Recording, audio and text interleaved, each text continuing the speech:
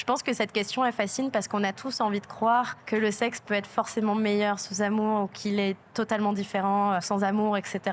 En fait, moi, j'ai dû faire un travail où, aujourd'hui, dans mon quotidien, je parle de sexualité H24. Et donc, quand derrière, je vois mon partenaire et qu'on a une activité sexuelle, je dois pas mettre le travail dans le lit. Et donc, ça, c'est aussi grâce à l'amour que je porte cette personne que j'arrive à faire ce travail de recul, etc., etc. Après, sexe et amour seront toujours liés, mais peuvent aussi être traités différemment. Bienvenue sur Terres Intimes, le podcast qui plonge dans la sexualité et l'intimité de personnes comme vous et moi.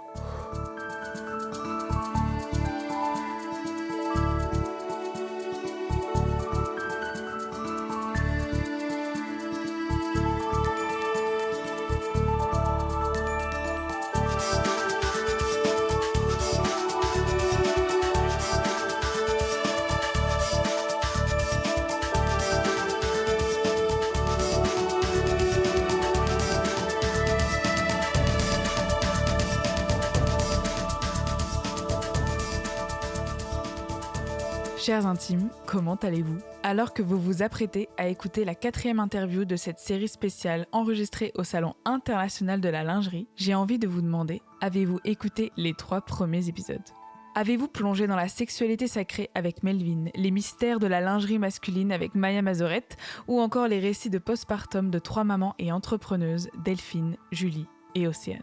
Quelle chance si vous ne les avez pas encore écoutés, car vous savez quoi savourer après cet épisode. Mais revenons à notre invitée du jour, qui n'est autre que Manon Lugat. Peut-être que vous la connaissez grâce à son compte Instagram Le Cul Nu, une mine d'or d'informations sur la sexualité où règne pétillant et bienveillance, ou grâce à ses ouvrages sur la sexualité et la culture générale, ou encore en tant que chroniqueuse du podcast Sex Hotline. Aujourd'hui, c'est à travers son parcours intime que vous allez la découvrir, et notamment découvrir son rire, son rapport à la sexualité, sa gentillesse, et probablement une envie nouvelle en vous. Celle d'avoir une femme comme Manon dans vos vies, pour parler de tout avec bienveillance, humour, douceur et pertinence. Ensemble, nous avons parlé des liens entre amour et sexualité, de vaginisme, de sororité, de BDSM et de frustration, du métier de coordinatrice d'intimité, de télé-réalité et enfin du pouvoir de l'écriture pour s'accompagner. Avant de vous souhaiter une bonne écoute, je vous spoil quand même un petit peu l'épisode de la semaine prochaine, dans lequel je parle de comment vivre en phase avec son cycle menstruel dans une table ronde composée de femmes extra. Allez, c'est le moment. Bonne écoute. Bonjour Manon. Bonjour. Comment tu te sens ? Eh ben, trop bien. Écoute, toute intimité ici, là, avec quoi une centaine de personnes. Non, trop bien, c'est trop cool. Je suis très contente d'être là, c'est très chouette. Ouais. Et puis bravo pour ton travail et tout, trop cool. Merci. Franchement, je t'ai contacté donc pour participer à une interview au Salon international de la lingerie. Donc là, on va pas faire une interview spéciale lingerie, mais une interview parcours intime. Donc un peu les interviews de Terres Intimes, le podcast. Absolument. On va découvrir ton cheminement, ton parcours. Wow. Et j'ai voulu t'interviewer parce que tu as créé le compte Instagram Le Cul Nu. Absolument. Qui est génial. J'ai appris que le fromage pouvait participer au désir. Absolument. Incroyable. Gavez-vous de raclette et de camembert, c'est bon pour votre libido. On en parlera après, si tu veux. Donc je voulais commencer par le début, la première question de Terres Intimes. Ouais. C'est à quel âge as-tu commencé à te poser des questions sur la sexualité ? Alors, moi, j'ai eu la chance dans la vie, parce que c'est quand même une chance, d'être élevée avec des parents très, très ouverts sur le sujet. Je suis la dernière d'une fratrie de 4, avec des frères et sœurs qui se posaient beaucoup de questions, mais quand ils se les posaient, ils les posaient à table. Donc, c'est vrai que mes parents ont toujours eu une facilité à nous parler de ces sujets, tout en entretenant une certaine pudeur aussi. C'est-à-dire que je connais pas pour autant leur vie sexuelle et ils connaissent pas la mienne. Il n'y a pas de ça. Mais du coup, très jeune, j'ai commencé à entendre le mot orgasme, érection, et j'étais mais qu'est-ce que c'est que ce grabuge ? Enfin, je me posais vraiment des questions, mais je comprends rien. Et en fait, comme ma mère avait une certaine simplicité à parler de tout ça, une certaine ouverture, finalement, j'ai grandi en vulgarisant tout ça, enfin, en rendant ça très très léger, très accessible, quoi. Donc, dès l'âge de 7-8 ans, comme mes frères à ce moment-là étaient dans l'adolescence, j'étais confrontée à ces sujets. Et je me disais, moi, ça m'arrivera plus tard. Et puis voilà. Et est-ce que tu as eu un contact avec la masturbation jeune ou c'est venu un peu plus tard ?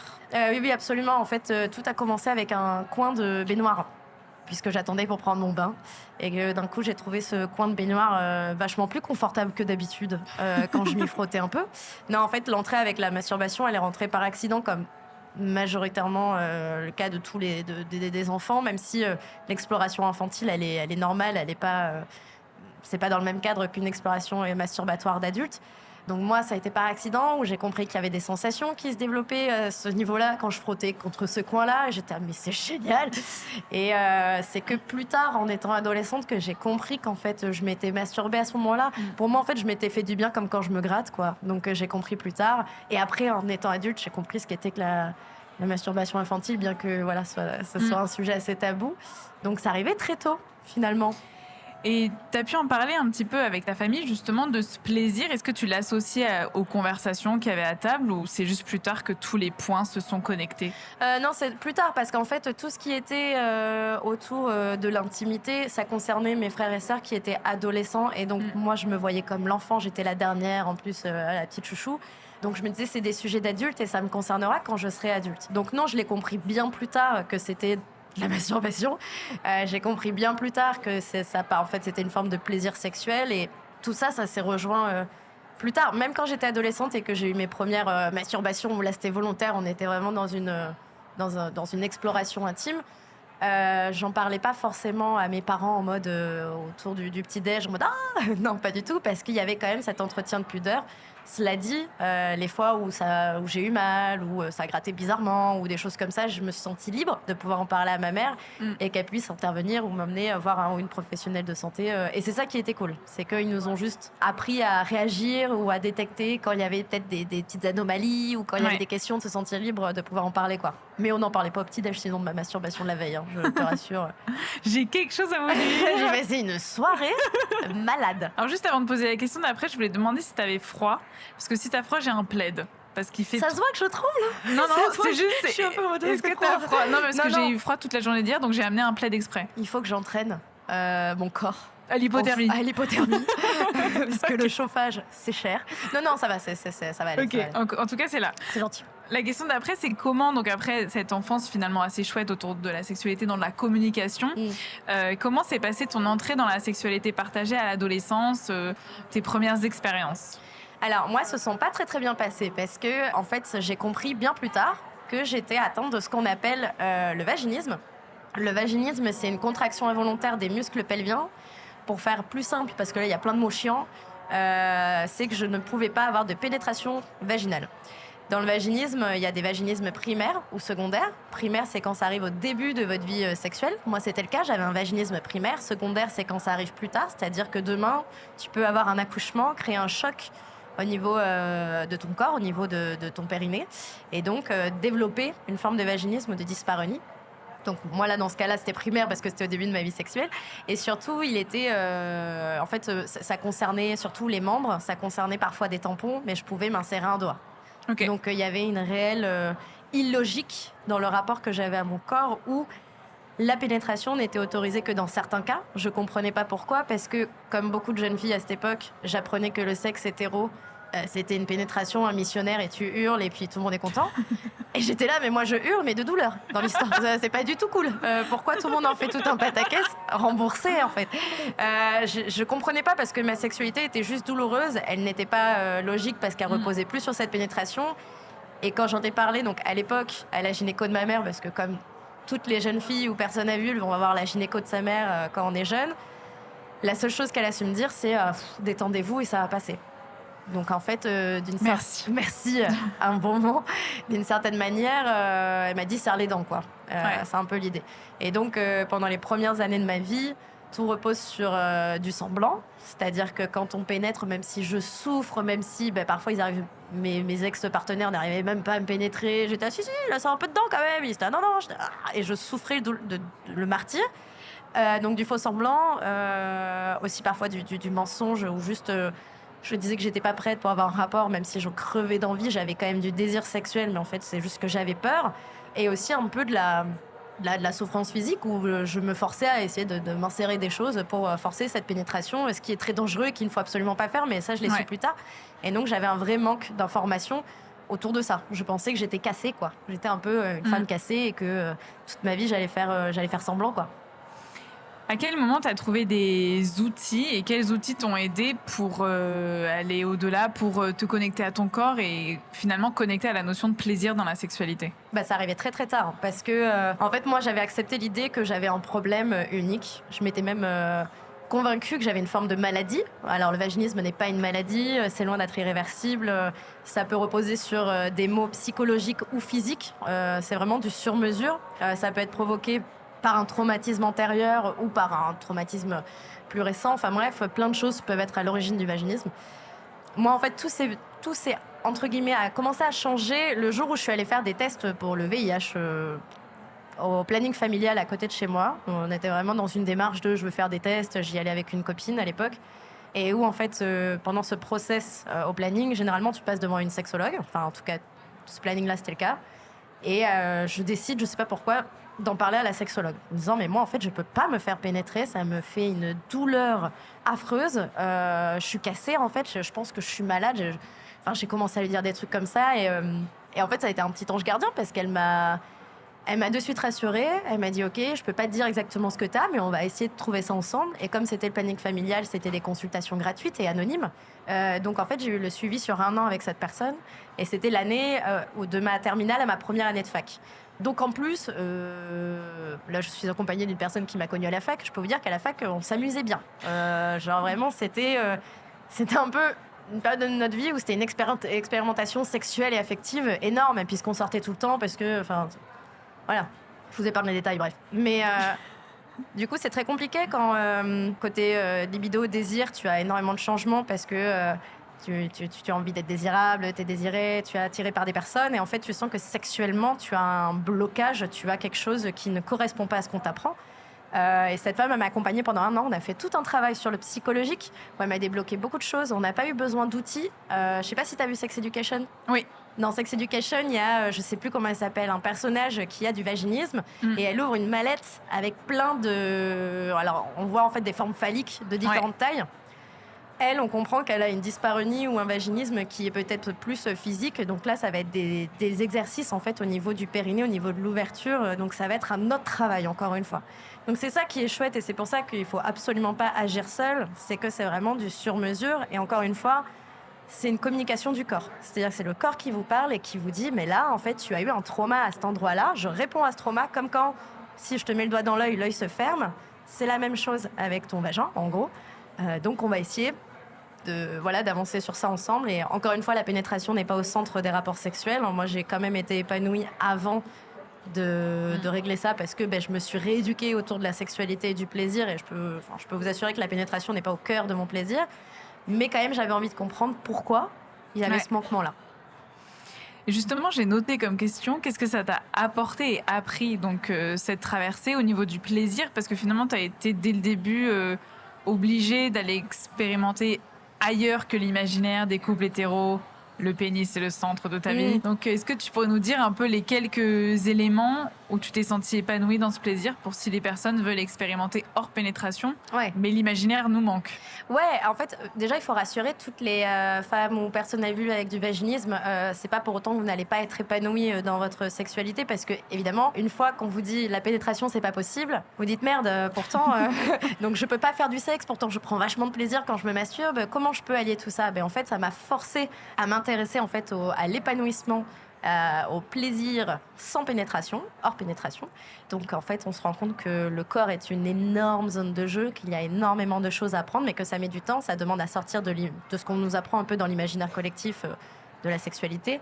Et donc j'ai commencé à trouver des livres, j'ai commencé à trouver des sites internet en anglais à l'époque, il n'y avait pas encore tout ce qu'il y a sur Instagram, mais qui parlaient de tout ça, où certaines femmes disaient « Ah, mais moi, je fais pas la pénétration », ou alors des blogueuses aussi, donc c'était des femmes lesbiennes, qui expliquaient en quoi, en fait, elles prenaient du plaisir en stimulant leur zone vaginale sans pénétration. Et en fait, tout ça, ça m'a rassurée. J'ai retrouvé du réconfort auprès de d'autres femmes qui, elles, avaient déjà fait ce travail de révision.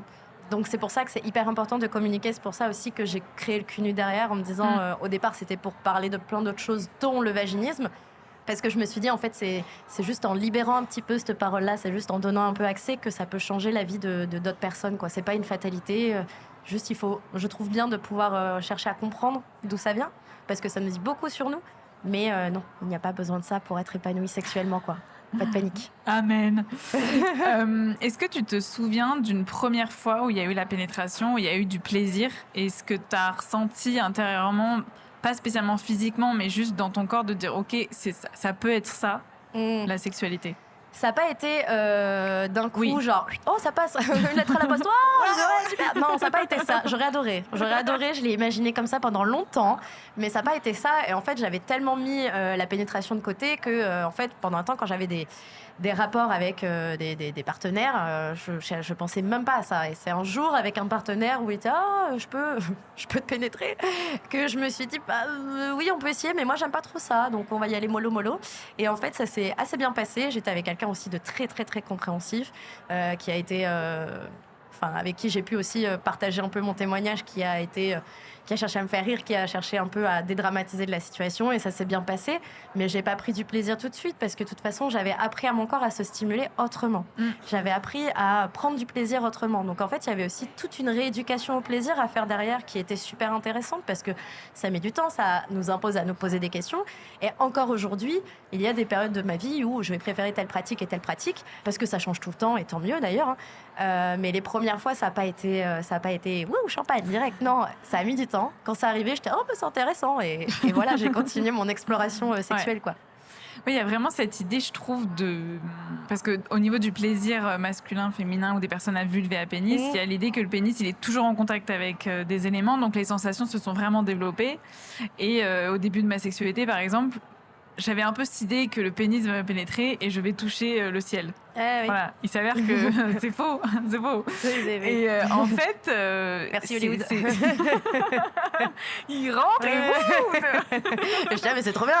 En fait, on est allongé sur le dos et d'un coup, elle arrache les draps. Mais c'est trop bien. Je trouvais ça ouf. J'avais trop envie d'expérimenter. Et en fait, c'est quelque chose à éduquer. Absolument. Et en fait, c'est là où si tu as des exemples de zones où finalement les personnes où la pénétration marche tout de suite, qui vont pas développer certaines zones, et tu dirais que les personnes qui veulent sortir un peu de la pénétration, ça peut prendre du temps pour avoir du plaisir autrement, parce que c'est tout le corps à rééduquer en fait. Ouais, complètement.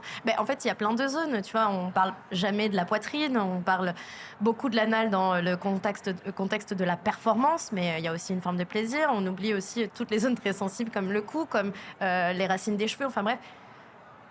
Il y a aussi tout le tantrisme. Alors c'est plus compliqué, c'est une science peut-être plus complexe, mais qui vous apprend en fait à prendre tellement possession de votre corps que en fait ça va être des réactions mécaniques d'orgasme. Il y a toute la zone abdominale aussi, où entre le contact abdo et périnée, ça vient créer en fait des sensations. Casse tout, vient créer des sensations semblables à des orgasmes. Donc en fait, il y a plein de choses en dehors de la pénétration. C'est juste, ça met parfois un peu de temps. Et encore une fois, c'est propre à chacun. Ouais. La sexualité, c'est du sur-mesure. Donc pour apprendre à se comprendre, faut s'explorer. Et ça passe par exemple, j'avais une nana on avait eu un témoignage dans mon ancien podcast qui disait qu'elle se faisait tout le temps un massage au niveau de la poitrine parce que elle avait une crème, voilà, elle aimait bien. Et en fait, à force de faire ce massage, elle a développé des zones de sensibilité où maintenant, dès qu'elle touchait, elle prenait un plaisir. Elle sentait qu'il y avait une manifestation dans le corps.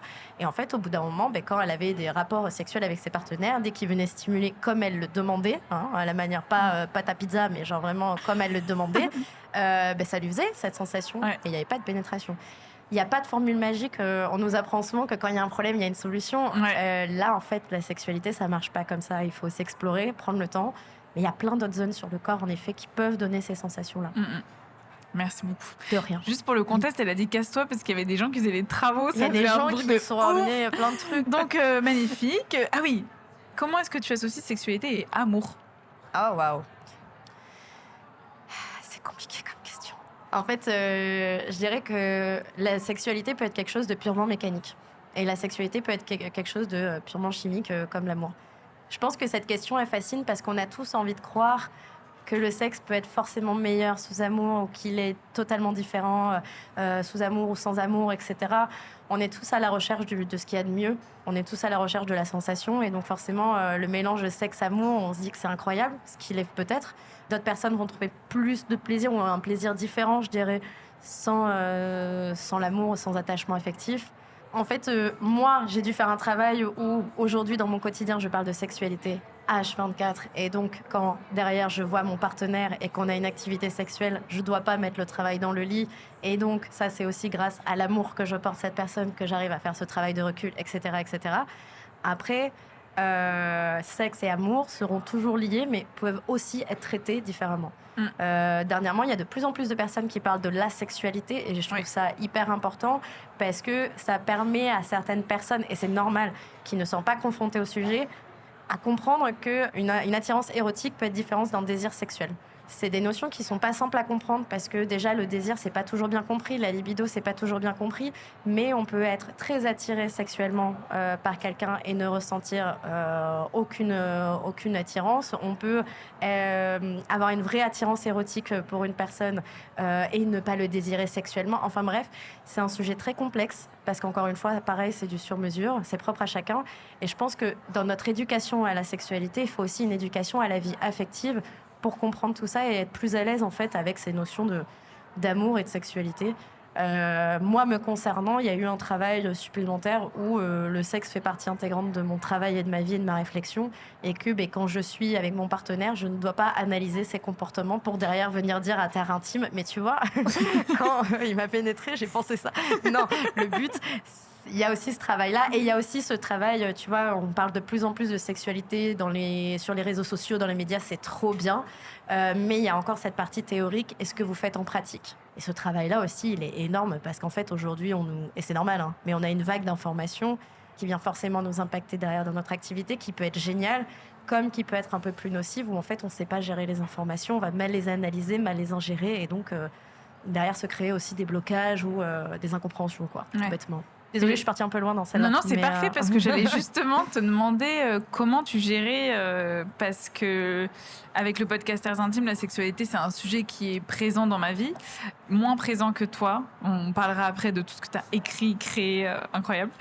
Et donc, je me demandais comment tu équilibrais ce travail-là et ta vie intime derrière. Parce que je trouve effectivement que moi, je vais faire une interview, quelqu'un va me donner un témoignage, même si j'en ai pas envie, ça va me revenir, je vais y penser. Enfin, je sais pas, mais ça me fait penser à même plus jeune, c'était pas au centre de ma vie. J'ai une fille qui me disait, de toute façon, les femmes qui n'aiment pas avaler le sperme de leur mec, elles sont pas vraiment amoureuses. Et moi, ça m'avait trop mal, ce truc, tu vois. Okay.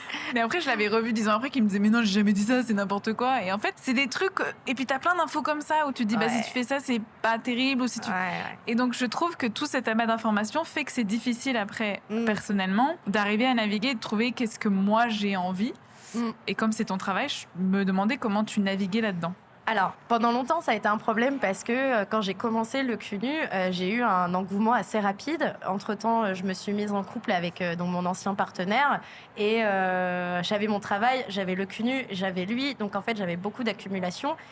Et donc forcément, ma libido était au plus bas parce que, pour celles et ceux qui ne savent pas, quand vous parlez sexe H24, vous avez zéro libido derrière parce qu'en fait, c'est un sujet qui vous barbe et vous n'en pouvez plus et vous n'avez plus du tout envie. Le soir, vous n'avez absolument pas envie de faire une partie de jambes en l'air. Forcément, il y a eu un travail, pour ma part, pour se protéger de tout ça, le protéger aussi, parce que je ressentais quand même du désir. J'avais juste aucune libido pour cette personne.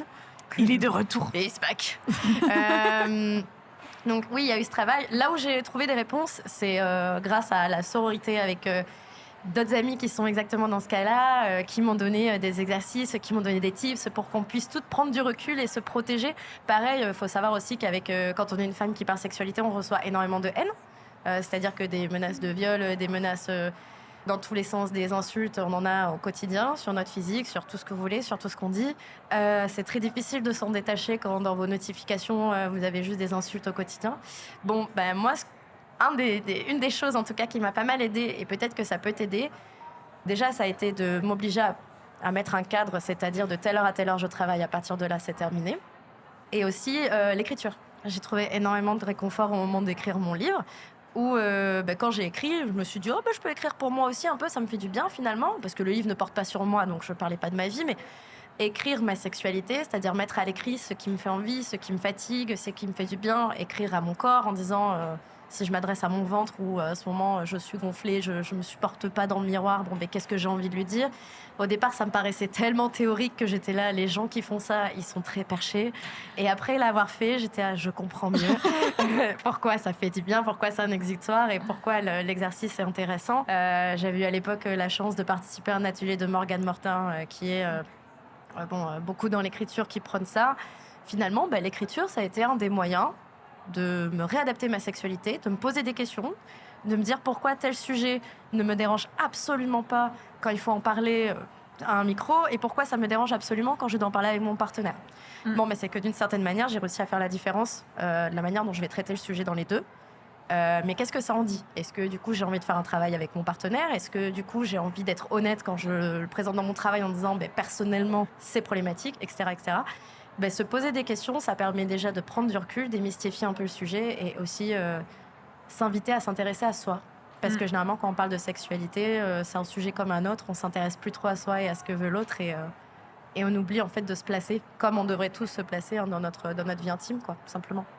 Merci beaucoup. De rien. Tu me diras pour l'écriture. C'est un peu perché, mais c'est bien. Pour le coup, j'écris quand même pas mal et j'écris des lettres à moi-même. Ah, donc, ouais. Oui, comme disait moi, j'ai hurlé, comme disait Mortin, comme disait Morgane Mortin, oui, absolument, ouais. Je m'écris quand je suis en colère contre moi ou que j'ai fait des choses. Donc, dans la sexualité, ça a pu m'arriver. Dans les jugements que je peux porter dans par exemple, du plaisir que j'ai et que j'ai pas, comme je pense qu'il faudrait avoir du plaisir. Plein de choses comme ça qui m'ont un peu tourbillon. Ouais. Je me suis déjà écrite en me disant, est-ce que t'as vraiment... Enfin, comment j'aimerais me traiter dans cette situation, par exemple. Ok. Donc, intéressant. Mais je continuerai. En tout cas, mais j'adore parce que tu mets toutes les transitions. On dirait que tu as lu l'interview alors que tu ne l'as pas lu. Ce qui n'est pas le cas, mais ça fait plaisir. Parce que, alors, en 2021, tu as écrit un livre, Le Cul à nu, le livre qui déculotte les idées reçues. Oui. Et donc, justement, tu as écrit ce bouquin où tu parles beaucoup de culture générale parce que même sur ton Instagram, tu parles pas mal de culture générale. Ouais. Et ensuite, tu as fait le Quiz que j'ai chez moi, le jeu qui va révolutionner votre culture. Donc, la culture autour du cul. Oui. Qu'est-ce qui t'a plu dans le fait d'écrire ces ouvrages et c'était quoi ton intention en créant ces deux ouvrages? En fait, moi, je me suis... donc, pendant tout mon process où j'essayais de comprendre ma sexualité avec le vaginisme, tout ça, comme je te disais, je suis tombée sur des articles, sur des livres, sur des choses. Pendant mon suivi avec la sexologue, elle m'a conseillé des lectures, elle m'a conseillé des choses. D'un coup, j'ai commencé à me passionner par un sujet qui n'était plus ma sexualité et les pratiques sexuelles, mais plus la culture du sexe. Et en fait, j'ai commencé à me passionner pour l'histoire, tout l'impact que ça a dans notre pop culture, en sociologie aussi. Enfin bref, le sexe est omniprésent. Et finalement, il a toujours été tabou, il est toujours tabou au travers des siècles. Et pourtant, d'une certaine manière, il rythme nos vies, quoi. Il est partout, tout est sexualisé, tout fait rapport au sexe, mais on n'en parle pas. Et si on a l'impression que c'est très récent, parce que finalement, on est né sur ce siècle-là, ça a toujours été le cas. Il y a toujours des personnes qui ont essayé de le mettre en avant, qui ont essayé de jouer avec, qui ont essayé de changer les codes. Et c'est ça qui m'a passionnée. Et donc, je commençais un peu à m'amuser à écrire sur le cul nu. J'ai eu la chance d'être repérée par Hachette qui est en mode ok, on a envie de créer un label avec tous les livres qui parlent un peu de féminisme ou sexualité de manière un peu fun, un peu légère. Et comme moi, c'est comme ça que j'en parlais. Comme tu dis, quand je parle du camembert qui booste la libido, c'est vrai. Et en fait, je ne le savais pas et je me suis demandé mais pourquoi le camembert booste la libido? C'est le tryptophane, machin. Enfin bref, il y a toujours des explications. Il y a toujours, en fait, quand on creuse derrière, on se rend compte qu'il y a plein d'anecdotes improbables autour de la sexualité dans l'histoire de l'humanité. Et moi, ça me passionne et j'adore ça. Et en fait, plus on parle de ces sujets-là, plus on dédramatise le sujet, on le rend accessible. Et en fait, ça fait un peu moins peur pour aborder parfois des sujets un peu plus lourds. Et c'est ce que j'ai toujours fait avec le cul nu. J'ai eu la chance d'avoir vite une communauté qui s'est formée de gens adorables qui aimaient recevoir ces anecdotes et qui derrière se sont dit, en fait... quand tu as parlé, je sais pas, j'ai pas d'exemple, mais quand tu as parlé de tel sujet de manière un peu fun, derrière, ça m'a invité à me questionner sur ça vis-à-vis de moi. Moi, le pari est gagné parce que je voulais juste inviter les gens à s'intéresser au sujet sans qu'ils se sentent mal à l'aise, sans qu'on se soit forcément sur leur intimité parce que ça peut être hyper intrusif et au contraire, ça peut les dégoûter, leur faire peur. Et en fait, voilà, j'ai voulu continuer comme ça et le livre, c'était un peu le livre que j'aurais voulu avoir quand j'ai grandi en formant ma sexualité. On parle de tous les sujets à travers l'histoire, pop culture, les autres cultures aussi, la sociologie, etc., etc. Ça a été fatigant à faire, mais je suis contente du résultat parce que je l'ai vu dans des bibliothèques, dans des écoles, dans des assos, et je me dis c'est cool si je peux peut-être aider une ado qui grandit avec du vaginisme ou même avec des questions et qu'elle se sente un peu moins seule en le lisant, c'est trop cool, quoi. Même, tu as parlé de... Moi, il y a une vidéo que j'ai beaucoup aimée, c'était comment l'actualité peut influencer notre libido. Absolument, ouais. Et quand je l'ai regardé, je me suis dit, tiens, c'est génial parce que c'est sûr qu'il y a des personnes. Moi, je m'étais demandé, il y a des jours, tu regardes les massacres à la télé, tu rentres à la maison, t'as ton partenaire qui est là, hello. Non, pas du tout, non. Mais... Et en fait, se dire, ok, donc si elle en parle, ça veut dire qu'elle aussi y pense, ça veut dire que sa communauté, puis tu lis les commentaires, donc je trouve ça super important. Et ça me fait penser à si tu avais un peu étudié, parce que je sais que j'ai écouté ton interview que tu as fait avec Merci beaucoup. Ah oui, ouais, incroyable, j'ai fait que rigoler. C'est une interview qui dure 1 heure et c'est 20 minutes de fou rire. On a pleuré, on a commencé l'interview, on pleurait de rire. Et il y avait des mouchoirs, c'était un délire. Génial, ouais. Et justement, tu as parlé un peu de cette période du Covid. Oui. Où justement, il y a eu tout ce truc de le Covid à reconnecter des couples, la sexualité. Et toi, tu disais, mais what? Qui a vécu ça en fait? Mais parce que je trouve que ça a été très glamourisé, le Covid. Je me rappelle, il y avait des articles dans des journaux qui disaient oh là là, le Covid, ça va être le marathon du sexe, des couples vont se retrouver, vont pouvoir explorer leur libido, oh là là, toute la journée au lit, partie de jambes en l'air. J'étais mais je sais pas vous, mais moi j'ai pas pris de douche depuis 1 semaine, je désire absolument pas mon partenaire, je déteste ma vie, enfin j'ai vraiment pas vécu ce confinement-là. Et à l'époque, j'ai du temps et j'en parle aussi avec ma communauté en disant qui ici le vit comme le marathon du cul? Et vraiment personne. Enfin, j'avais déjà à peu près 70 000 personnes qui me suivaient et vraiment, j'avais que des témoignages mais ma libido a chuté parce que c'était un climat très anxiogène. Faut pas oublier qu'on parlait de maladies tous les jours et c'est normal, c'était l'actualité. Faut pas oublier qu'il y a des personnes qui ont malheureusement perdu des proches, qu'il y a des personnes où leur santé s'est dégradée, ou être en couple et être enfermé avec son partenaire, c'est différent. Son ou sa partenaire, c'est différent. Que quand on a moins d'activité, en fait, l'organisme a moins d'énergie et donc, en fait, on a moins de libido, tout bêtement. Donc, c'est là où j'ai commencé à me dire, ok, pourquoi l'actualité est aussi anxiogène? Quand ça parle de sexe ou de santé mentale, on ne parle pas de la manière dont moi je le vis ou les 70 000 personnes qui me suivent non plus. Donc, qu'est-ce qui se passe? Pourquoi on n'arrive pas à en parler? Et j'ai eu la chance de pouvoir faire une interview sur Loopsider pour parler de ça. Et ça m'a rassurée parce que tous les commentaires de la vidéo, les gens étaient oui, mais non, mais moi non plus. En fait, c'est une catastrophe. La libido est totalement tombée. Je me retrouve plus dans mon cou, je me retrouve plus dans mon corps, je me retrouve plus dans ma vie. Ma santé mentale a chuté. Et c'est vers la fin qu'il y a de plus en plus de médias qui ont saisi l'opportunité de parler santé mentale et donc après aborder le sujet de libido. Et je trouvais ça trop chouette qu'on en parle enfin.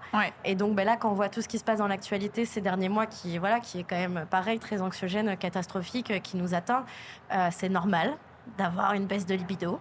Et c'est pas grave. Je pense que l'humanité va survivre. On va, pour une fois, essayer d'oublier l'idée de le sexe et le ciment du couple. Et on va arrêter de culpabiliser de ne pas avoir d'activité sexuelle. Et c'est pas grave. Hier, je discutais avec une personne du salon qui me disait que ça lui avait fait un bien fou quand elle avait vu une vidéo de Clara Morgan qui disait c'est ok de pas avoir de libido pendant 1 ou 2 mois. Et en fait, elle disait c'est Clara Morgan qui le dit. Qui le dit. Et en fait, elle a dit si Clara Morgan le dit, c'est comme Jésus le dit, quoi. C'est que c'est vrai. C'est le Jésus du sexe.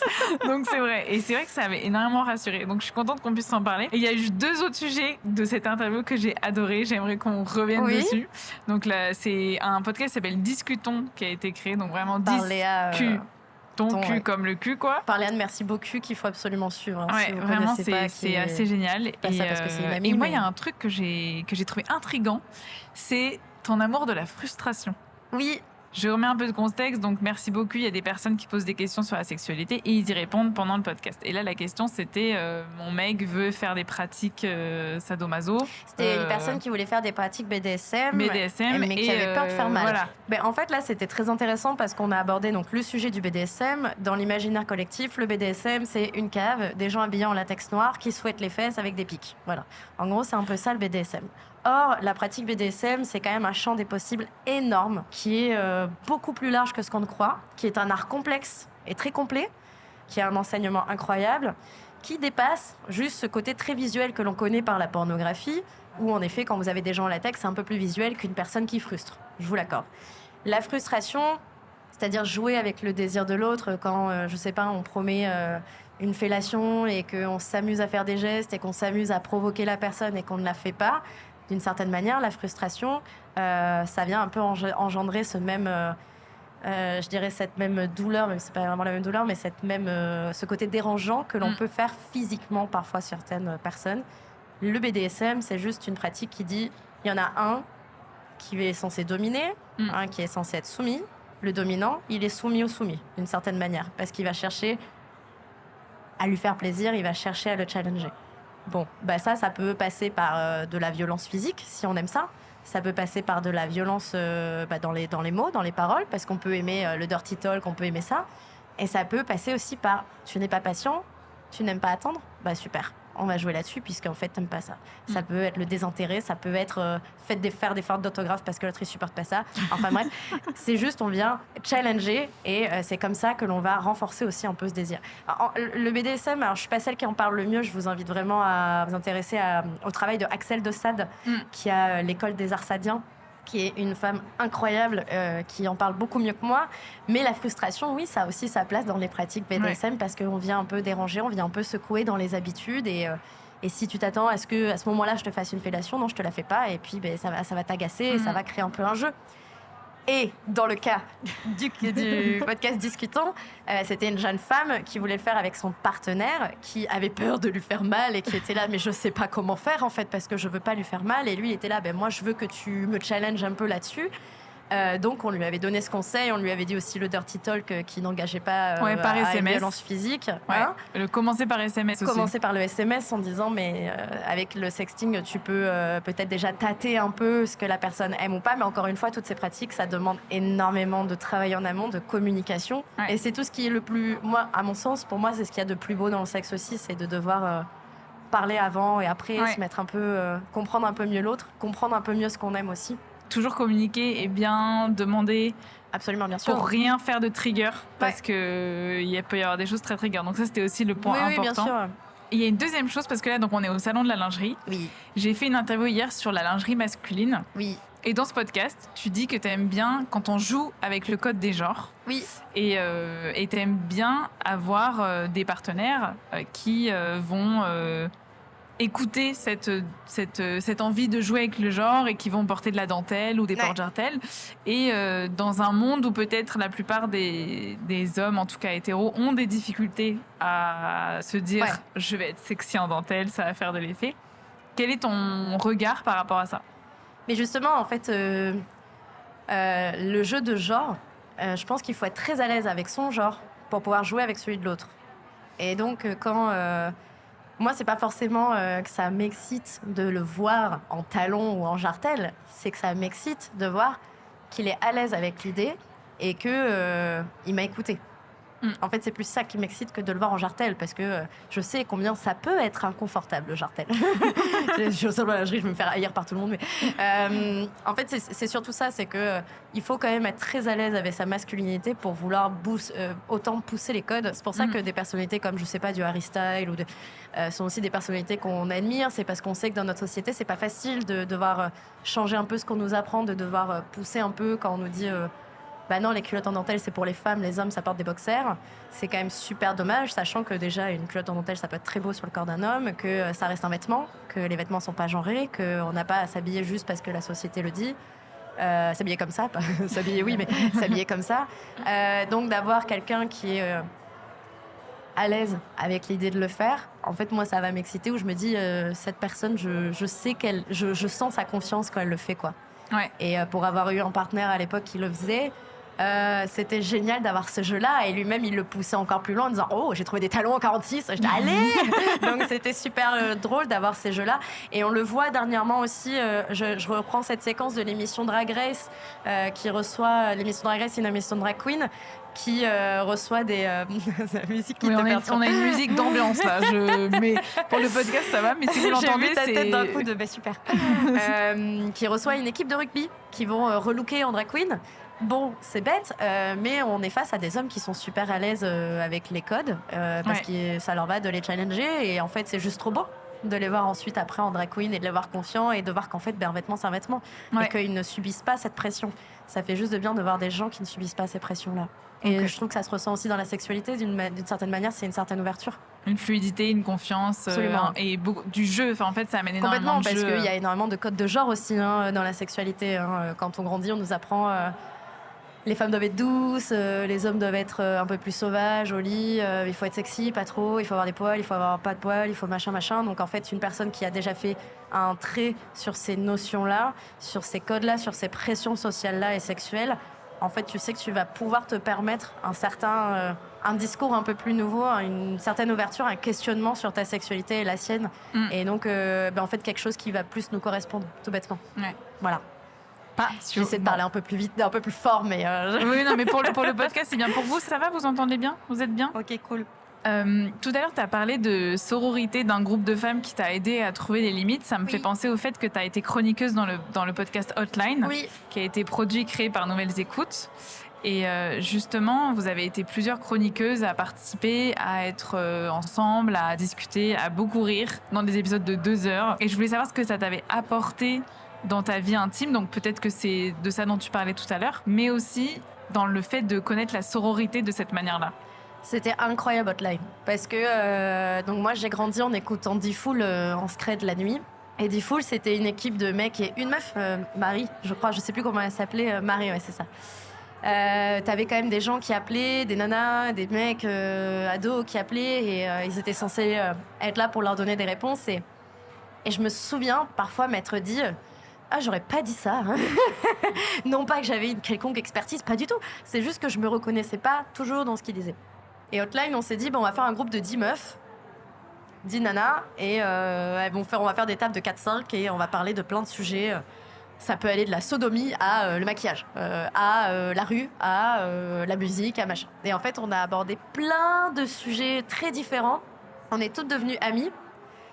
C'était un groupe très pluriel parce que on n'était pas que des femmes cis, il y avait aussi par exemple Claude Emmanuel qui est une femme trans, mais on avait reçu aussi des invités trans, il y avait une majorité de personnes racisées aussi, il y avait Chloé, il y a eu qui d'autres, je sais plus qui, mais on n'était pas toutes hétéros.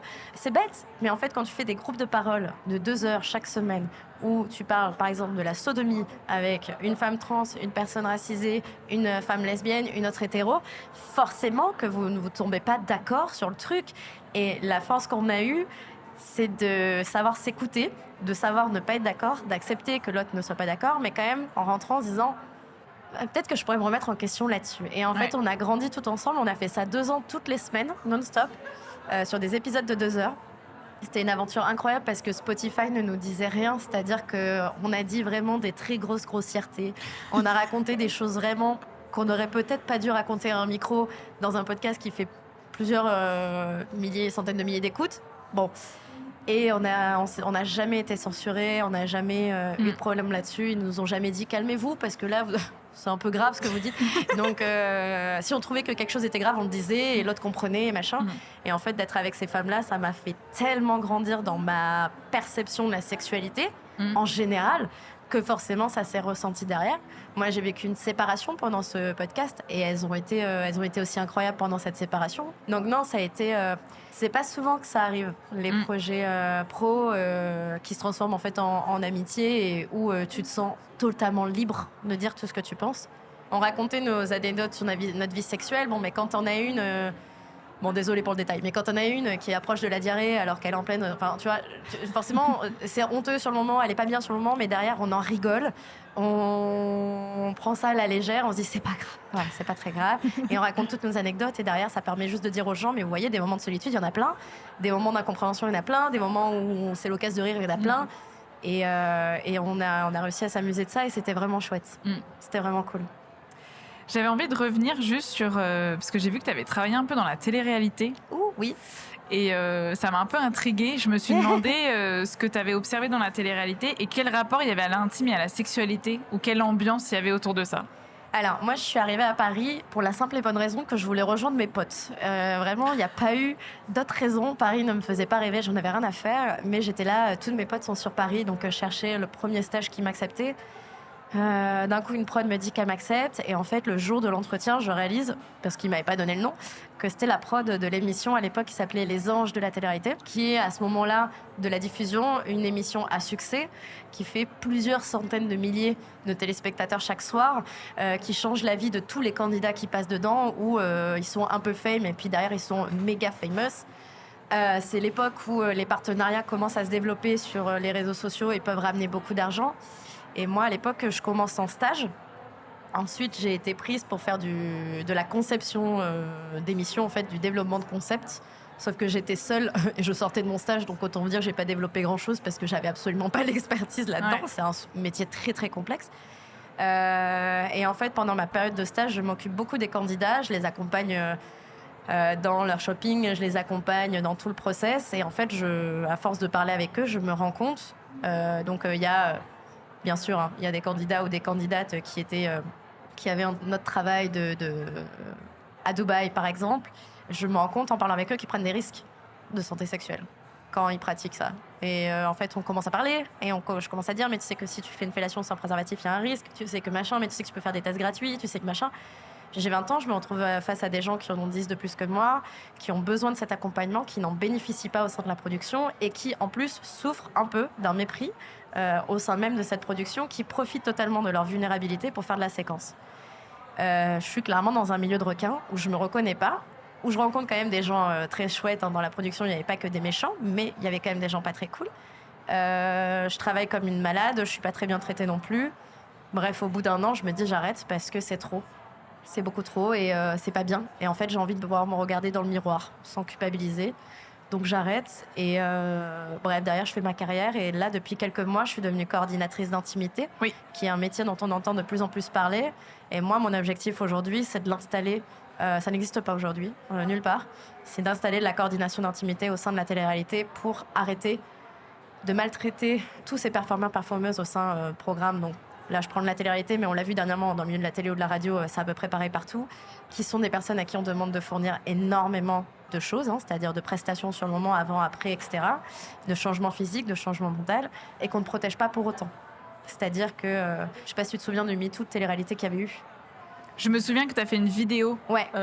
Non, que tu as fait en tout cas, tu as fait un post qui parlait de ça. J'avais fait un post et une story qui parlait de ça parce que j'étais dans la saison qui a dénoncé des comportements problématiques où en fait les équipes de fraude demandaient aux candidates avec qui a compté coucher, par exemple, dans la prod pour voir s'il restait, etc., etc. Enfin bref, j'avais entendu des choses vraiment pas cool.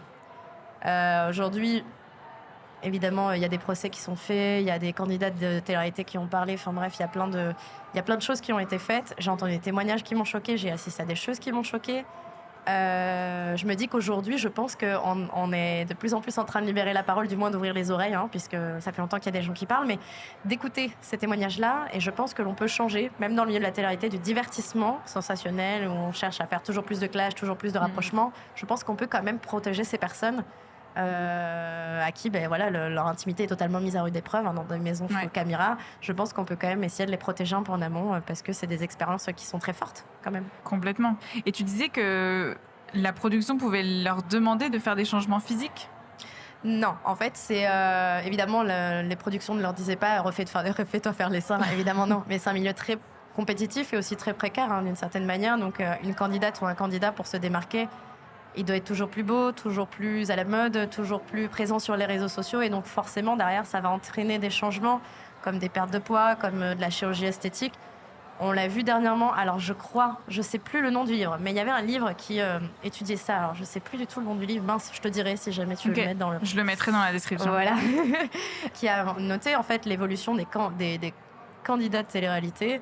En fait, il y a une vraie évolution physique parce que quand tu es filmé H24 et que derrière tu te regardes, ça te crée une dysmorphie, mais aussi ton physique reste ton identité et donc ton travail.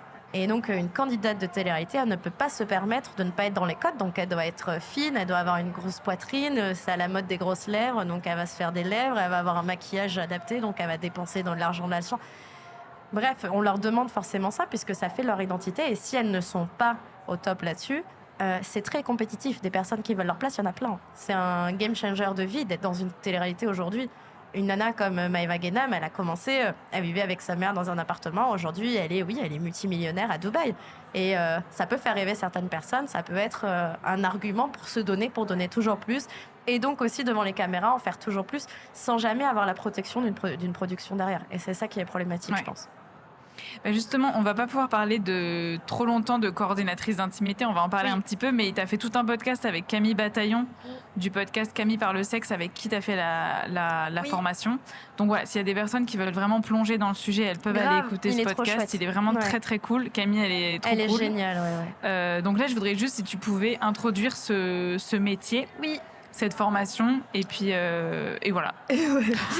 En fait, le métier de coordinatrice d'intimité, vous en avez peut-être déjà un peu entendu parler dernièrement, puisque pour les séries comme Sex Education, par exemple, on a fait appel à ces professionnels-là. C'est des personnes qui vont venir chorégraphier les scènes d'intimité avec au préalable un recueil des consentements des acteurs, c'est-à-dire, pour être un peu plus concrète, s'il y a une scène qui simule un acte sexuel, on va demander aux acteurs qu'est-ce que tu es OK pour montrer, ou est-ce que tu es d'accord pour qu'on te touche, qu'est-ce que tu veux bien faire pour toi, c'est quoi la représentation d'un acte sexuel, parce que très souvent dans les scripts il y a marqué et là les deux personnages ont une tension sexuelle énorme et ont un rapport sexuel.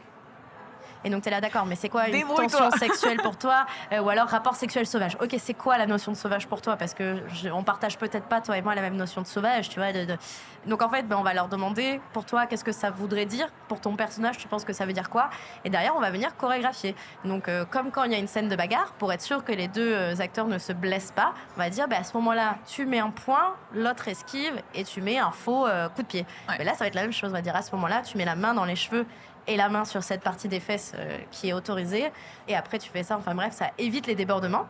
Ça permet de renforcer la créativité, parce que si on apprend qu'un acteur est d'accord pour prendre des fessées, on va dire, cool, s'il est d'accord pour prendre des fessées, on va mesurer le niveau d'intensité qui lui convient et on peut peut-être renforcer ça, jouer avec ça sur son personnage, peut-être mettre des fessées de plus en plus fortes ou avec des objets ou avec des choses, machin. Tout ça, ça se prépare en amont. C'est une collaboration avec les équipes techniques et le réalisateur.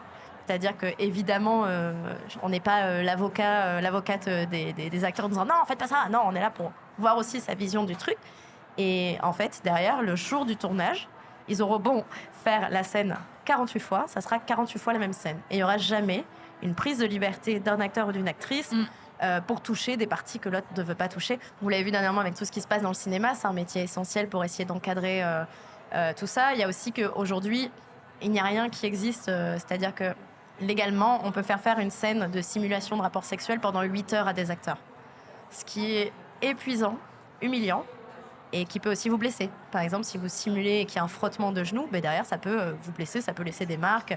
Parfois, les maquilleurs et maquilleuses n'ont pas le matériel nécessaire pour protéger de manière génitale les personnes, pour protéger à ces frottements, etc. etc.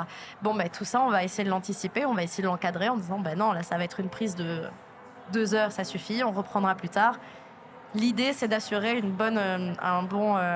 on va essayer de préserver l'intimité des acteurs et des actrices, pas les mettre dans une position de vulnérabilité, tout en performant dans cette scène qu'on veut faire, parce qu'on veut tous protéger mener le film à bien quand même, tu vois, c'est hyper important. Et il y a même certaines coordinatrices qui accompagnent les réalisateurs dans l'écriture de ces scènes, en disant, mais est-ce que tu veux pas arrêter de représenter le sexe hétéro par un missionnaire et peut-être montrer que, tu vois... ça peut se passer aussi comme ça peut être... Et c'est ce qui a été fait avec Sex Education, où on a vu des positions, on a vu des corps différents, on a vu des scènes différentes, des mises en scène différentes. Tout ça, c'est important dans le milieu du cinéma. Ça existe donc dans le milieu du cinéma et du porno, de plus en plus.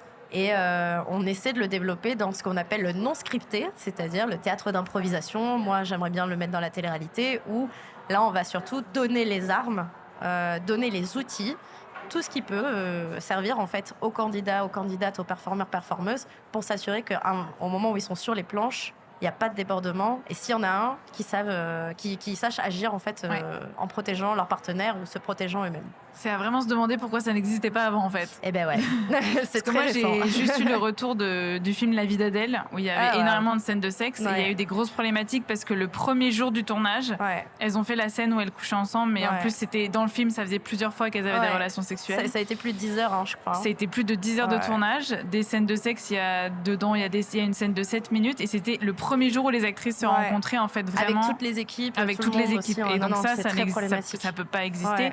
Ouais. Et d'ailleurs, il y a eu, après des tensions, acteurs, actrices, réalisateurs. Ça les a marqués, elles en ont déjà parlé. Et elles ont été traumatisées. Donc c'est vraiment... C'est dingue. C'est vraiment dingue. Problématique. Et c'est hyper problématique. Et tu vois, il n'y a même pas eu un travail de... Est-ce qu'on ne s'intéresserait pas vraiment à la vraie sexualité des lesbiennes ? Ah, c'est que du porno lesbien. Parce que, en fait, la sexualité de deux femmes dans ce film-là, il est représenté exactement comme dans un porno très hétéronormé. Et c'est dommage, parce qu'on parle quand même de l'histoire d'amour de deux femmes. Et donc, on aurait peut-être pu aller voir des femmes lesbiennes et leur dire « Est-ce que vous trouvez que c'est réaliste ? Comment on peut s'améliorer ?» En parler avec les actrices, mettre ça...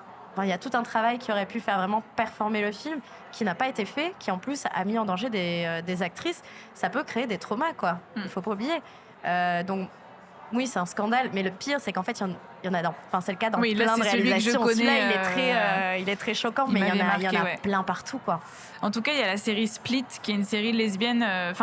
Non, pas une série lesbienne, mais une série qui raconte une histoire d'une femme qui est dans un couple hétérosexuel qui tombe amoureuse d'une femme. Il y a des scènes de sexe qui sont vraiment de l'imaginaire lesbien, de la vie sexuelle lesbienne. Il y a un documentaire qui a été réalisé par la coordinatrice d'intimité. Donc ça, c'est vraiment des choses intéressantes Iris, pour connaître en plus du podcast. Voilà, Iris Debray. Donc merci beaucoup pour ton partage. Là, j'arrive aux questions de la fin. Oui. Comment est-ce que tu te sens dans ton corps aujourd'hui ? Je sais pas. Non, là j'ai faim. Non, ça se passe bien. J'ai fait un gros travail dans ma vie pour m'y sentir bien, mais il y a des jours où je m'y sens moins bien, pendant des jours de menstruation ou des jours de fatigue. Donc, majoritairement, je dirais sur 10, un 7-8. Mais il y a des jours où c'est vraiment 2. Et c'est pas grave. Je me regarde dans le miroir, j'ai l'impression d'être Depardieu. Et t'écris des lettres. J'écris des lettres. J'écris des lettres, j'évite les miroirs et tout va bien. Et le lendemain, ça va mieux. Et puis voilà. Comment est-ce que tu te sens dans ta sexualité aujourd'hui ? Grâce à tout ce qu'on s'est dit, je faisais tout le travail, je me sens beaucoup mieux. Et les jours où ça va pas, j'essaie de me demander pourquoi et d'y travailler un peu. Mais surtout, je culpabilise plus. Et ça change la vie de plus culpabiliser quand on n'est pas bien dans sa sexualité ou dans son corps. S'enlever la culpabilité et la honte, déjà, ça enlève un gros poids et ça nous permet de mieux travailler derrière. Il y a quelque chose quand même qui m'intéresse et qui m'intrigue, et je voulais la poser, mais je la pose, c'est comment tu communiques avec ton ou ta partenaire ou tes partenaires sur quand quelque chose bloque. Parce que je trouve qu'on dit souvent la communication, c'est la clé dans la sexualité, mais c'est pas toujours facile de commencer à discuter, de commencer une conversation. Donc est-ce que tu as juste un petit tips de comment tu commences une conversation délicate ? En fait, j'ai tendance, si on va parler de certaines pratiques, à choisir les moments post-câlin. Pour la simple et bonne raison que les câlins, ça libère un cocktail d'hormones assez important. Et donc, on a tendance à plus facilement se livrer à une personne, à être plus attentif aussi, plus dans l'écoute active. Simplement parce qu'il y a les hormones qui sont en jeu. Vous avez de l'endorphine, vous avez de l'ocytocine. Et donc, ça va vous aider à être un peu plus dans le moment. Donc, généralement, je choisis ces moments-là en disant « il y a ça, on n'en a jamais parlé, t'en penses quoi ?» Parce que c'est aussi, moi, j'ai créé ces rituels-là et généralement, je me retrouve dans une sexualité épanouie avec des gens qui n'ont pas de mal à communiquer aussi. S'il y a trop de problèmes de communication, je sais que je ne m'y retrouve pas et je vais avoir du mal à creuser. Généralement, je suis épanouie avec des gens qui ont aussi cette facilité de communication et le post-câlin, scientifiquement, c'est le mieux. Donc c'est pour ça que moi je choisis le scientifique. Après il y en a qui préfèrent les voitures parce que tu peux pas sortir et tout et t'es obligé de confronter la personne. Moi je trouve ça méga toxique, ça va pas. Donc non, puis on prend pas la voiture à Paris donc non. Mais non, j'aime bien post-câlin. Je trouve que c'est des moments très très forts et généralement on me dit quand tu termines ton rapport sexuel tu commences directement le suivant. Et donc commencer en fait le prochain moment d'intimité par une conversation où on met tout à plat, je trouve que c'est super fort. Donc j'aime beaucoup. Ça connecte en plus énormément. Ça veut dire quoi pour toi rentrer en intimité avec quelqu'un ? Je sais pas. Rentrer en intimité ? Ouais. Je sais pas trop. Je pense que c'est à partir du moment où tu sens que t'as fait comprendre à l'autre qu'il pouvait s'ouvrir et qu'il t'a fait comprendre que tu pouvais être toi-même. Je pense que c'est là que ça commence l'intimité, je pense. Désolée, elle est dure, je trouve. Ah non, mais il n'y a pas de... Tu réponds à ma question. Ok. Tant que tu n'as pas répondu, tu ne pars pas. Tu pars pas d'ici. C'est quoi la partie la plus intime de ton corps pour toi? Et si tu pouvais lui parler, qu'est-ce que tu lui dirais? Je pense que c'est mon cerveau. Je pense que c'est vraiment mon cerveau. Je pense qu'il y a beaucoup de choses qui se passent là-dedans qui sont pas toujours ouf. Non, je dirais vraiment ma tête. Vraiment dans ma tête. Si tu pouvais parler à ta tête, Oh là là. tu lui dirais quoi? Calme-toi. Arrête. Stop, fais une sieste. Ça suffit, bois de l'eau. Non, je dirais que c'est hyper intime d'entrer dans le cerveau des gens parce que tu viens dans tout ce qui s'est passé, dans tout ce qui les a formés en fait. Tout nous marque dans la vie, tout ce qu'on fait, donc ça reste en mémoire et forcément ça conditionne toutes tes manières de penser derrière. Donc je dirais le cerveau, et si je pouvais lui parler, je pense que je ferais une bonne session avec un psy, 2-3 psys. C'est pas une thérapie de couple, c'est une thérapie de c'est une moi et thérapie mon de cerveau. couple pour juste mon cerveau. Non, je sais pas trop en réalité.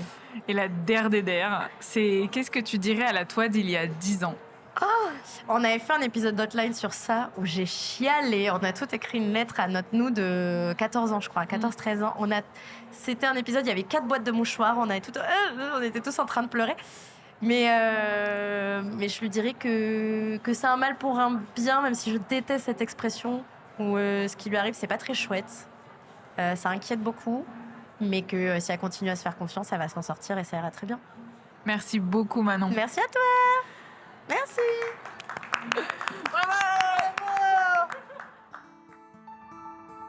Merci à toutes et à tous pour votre écoute. J'espère que cet épisode vous a plu et que le parcours de Manon vous a pleinement inspiré. Si c'est le cas, n'hésitez pas à vous abonner au podcast, à lui mettre 5 étoiles et à laisser un commentaire sur Apple Podcast parce que ça aide énormément. Encore un grand merci à Manon pour sa présence, son rire, son partage et tout son travail du quotidien autour de la sexualité. Merci également à Théo Carlinet au mixage son qui continue de me soutenir même quand je décide d'enregistrer des épisodes dans des hangars de 22 000 m². Et aussi un merci à Didier Benetti pour la musique de Terres Intimes. Je vous dis à la semaine prochaine pour un épisode pépite sur le cycle menstruel. Je vous assure, vous en ressortirez rempli de poésie, de sororité et d'amour.